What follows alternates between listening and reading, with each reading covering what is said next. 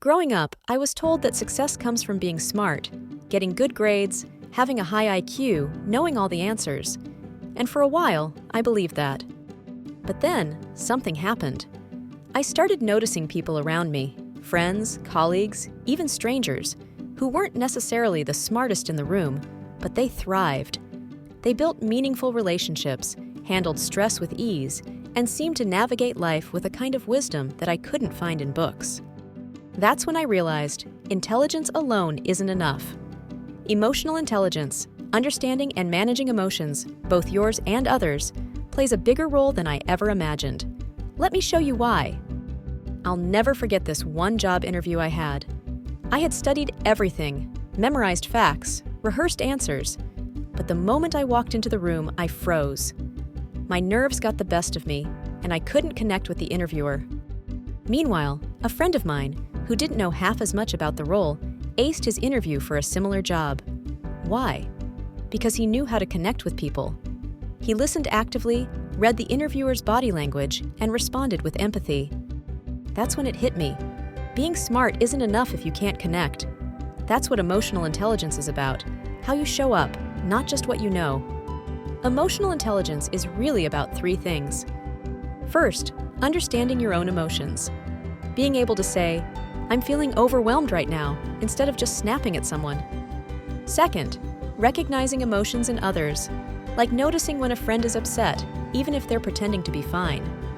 And third, using that understanding to respond wisely, not just reacting on autopilot. It's not about being perfect, it's about being aware and intentional. Think about this. How often do we fail in life because we don't know algebra? Almost never. But how often do we mess up because we reacted emotionally, misunderstood someone, or couldn't handle stress? All the time. Emotional intelligence helps you build stronger relationships. Imagine you're in a disagreement. Someone with high EQ will stay calm, listen, and find common ground instead of escalating things. Handle stress better. Instead of panicking, you pause, take a breath, and figure out the next step.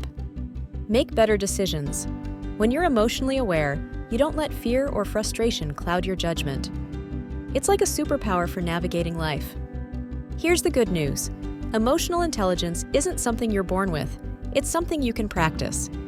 Here are a few things that worked for me. Pause before you react. If someone says something that upsets you, take a breath before responding. That one pause can save an argument. Listen more than you speak.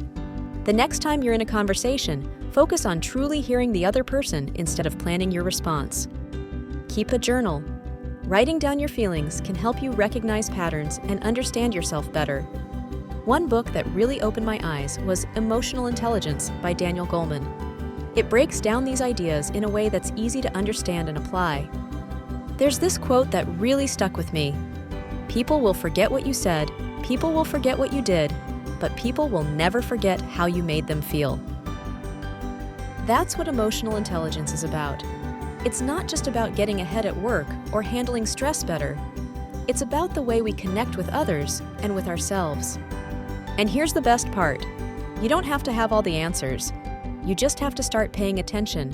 One conversation, one emotion, one moment at a time. So, what's one thing you'll do today to build your emotional intelligence?